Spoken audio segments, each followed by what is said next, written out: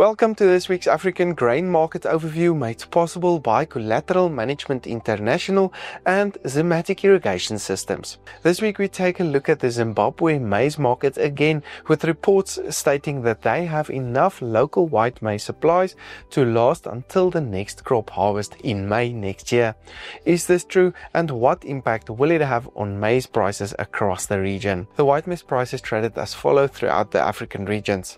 Harare on $325, Joburg on $205, Lusaka on $295, Lilongwe on $283, and Beira on $328 per metric ton. Collateral Management International, or CMI, works across the continent, helping banks and other financiers keep their commodities secure and well managed. With over a decade of experience, they're known for their reliable storage solutions, trusted staff, and professional stock monitoring and inspection services. CMI helps make sure everything runs smoothly and securely. CMI, your trusted collateral manager in Africa. Please remember to subscribe and like our YouTube channel. It will help us a lot and won't cost you a cent. But with that said, let's hand over to Jacques Pinaar for this week's update on the African grain markets. Good day. We think it is an opportune time to look at the Zimbabwe maize market again. Imports resumed beginning of October, while the Herald newspaper published an article last week indicating Zimbabwe has enough local supply to last until the next crop harvest from May next year. Last week, the Zimbabwe Herald published an article which backed the government's 2.3 million ton maize production forecast. The reason given for poor supply 2 months after the harvest was completed is farmers holding back stock given uncertainties regarding rainfall for the next crop. There are uncertainties every season, and one struggles to grasp that a $400 per ton Harare price did not stimulate farmers selling. Most of the market still believe the crop size was no more than 1 million tons, and Zimbabwe will need to import a further 1 million tons from now until May next year, when the next local crop should commence harvesting.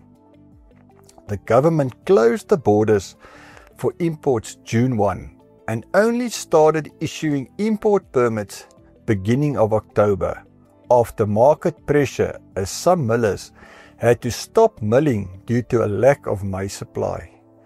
Government published a statutory instrument, or SI, in September that unbanned the import of maize, grains, oilseeds and products. The core of this SI revolves around the following theme. If imported grain is cheaper than locally produced grain, $10 per ton of the price difference will be paid to the Agricultural Revolving Fund, and the remainder will be retained by the importer for purposes of meeting the minimum 40% contractor's value chain financing. The government decides the cost of locally produced grain from time to time. For this season, government decided grain imports, including maize, are $64 per ton cheaper than the locally produced product, and this difference has been fixed until the end of March 2026. Government is issuing maize import permits, but the $10 per ton fee for the Agricultural Revolving Fund, as mentioned earlier, is payable before a permit is issued to the importer. It is not clear what is meant by contract value chain financing and how that portion of the price difference retained by the importer, $54 per ton until 31 March 2026, will be managed and policed. Our contacts involved in maize imports indicate at this stage the delivered price to millers in Zimbabwe is the usual import parity calculation from South Africa, plus the $10 per ton fee payable to secure an import permit. The $54 per ton of the price difference retained by the importer, not in the price. The maize price in Harare during the last 3 weeks slipped from $400 a ton to $325 a ton, in line with the African white maize import parity, as one would expect as imports have resumed. South African yellow maize import parity only $5 per ton below white maize. Deduct a further $20 per ton for deliveries into Bulawayo. Zambia's import parity into Harare at $385 a ton, a $60 a ton premium compared to South African origin. See the blue line.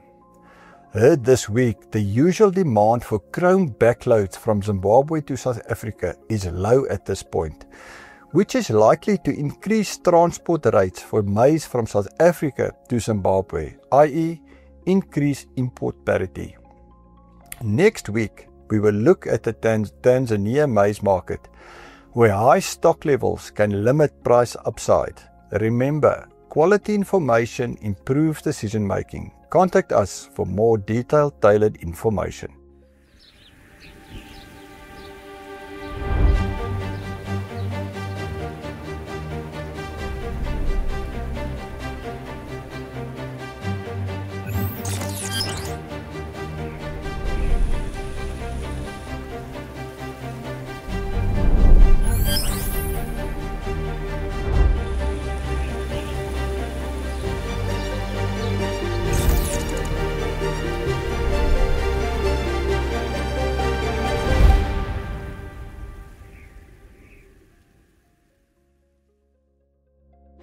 Thanks, Jock. Insightful as usual. This episode was made possible by Collateral Management International and Zematic Irrigation Systems. Remember to like and subscribe to our YouTube channel or contact us directly for more detailed market reports. I'm Dr. Johnny van der Merwe and thanks for tuning in.